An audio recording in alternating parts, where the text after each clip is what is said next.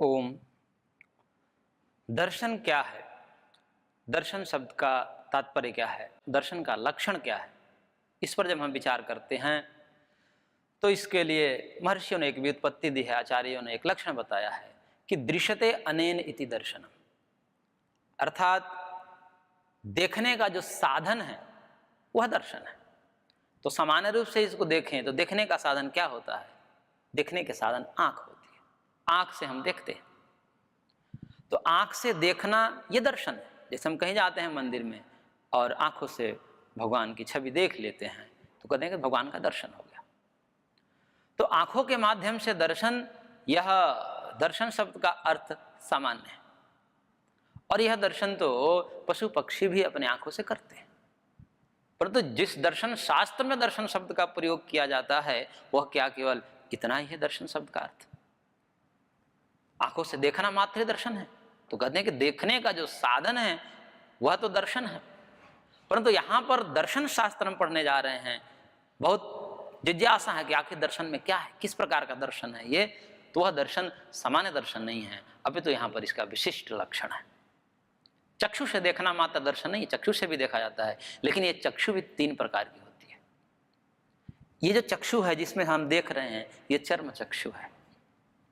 इससे हम बाहरी जगत को देखते हैं, बाहर जगत में जो रूप है, रस है, उसको जो हम देखते हैं, वस्तुओं को देखते हैं, पदार्थों को देखते हैं। एक प्रेम चक्षु होता है, प्रेम चक्षु से भगवत दर्शन होता है, भगवान के रूप का दर्शन होता है। हरि व्यापक सर्वत्र समाना, प्रेम ते प्रगट हो ही मैं जाना। क्यों? जो सर्वव्यापक प्रभु है, प्रेम के वशीभूत होकर को दर्शन देते हैं, भक्त को अपने आंखों से, इन चर्म चक्षु से दर्शन देते हैं। तो एक प्रेम चक्षु होता है और एक ज्ञान चक्षु होता है। ज्ञान चक्षु से वस्तु की यथार्थ स्वरूप का ज्ञान होता है और वस्तु के यथार्थ स्वरूप से का दर्शन होने से जो वस्तु में मोह है, राग है, द्वेष है, उसका त्याग होकर के हम दुखों से रहित हो जाते हैं। क्योंकि चर्म चक्षु से देखे हुए वस्तु में हमें भ्रम भी हो सकता है। जैसे रस्सी में सर्प भी हम आंख से ही देखते हैं, रस्सी है उसमें सांप दिखाई देने लगता है अंधेरे में, तो वो भी चर्म चक्षु से दिखाई, लेकिन चर्म चक्षु से धोखा भी हो सकता है। मृग मरीचिका में जैसे जल का भ्रम हो जाता है, उस प्रकार से चर्म चक्षु से भ्रम भी हो सकता है। परंतु जो ज्ञान चक्षु है, उसी चर्म चक्षु से जब हम रस्सी में सांप को देखते हैं, भ्रम होता है, तो फिर उसका निरसन कैसे होता है, उसका खंडन कैसे होता है, उसका परिहार कैसे होता है? तो ज्ञान से होता है।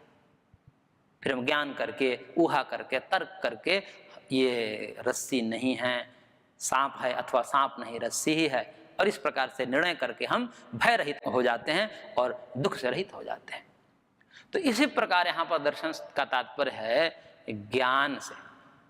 वह ज्ञान से युक्त होकर के हम इस जगत में बर्ताव करते हैं, तो वह जो जगत हमें दुख दे रहा है, जिसमें हम मोहित हैं, जिसने हमें बांध रखा है, उन दुखों से, उन मोहों से, उन रागों से हम छूट जाते हैं और हम सुख को प्राप्त हो जाते हैं। तो इस प्रकार से इस दर्शन शब्द का तात्पर्य हुआ ज्ञान।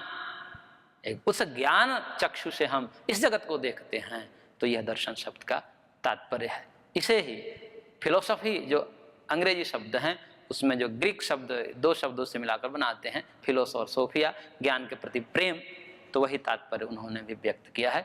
तो इस प्रकार से दर्शन शब्द का तात्पर्य हुआ ज्ञान, और उस ज्ञान रूपी चक्षु से इस जगत को देखते हैं तो यथार्थ दिखता है।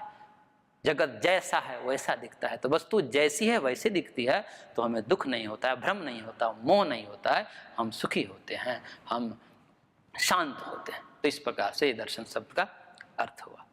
ओम।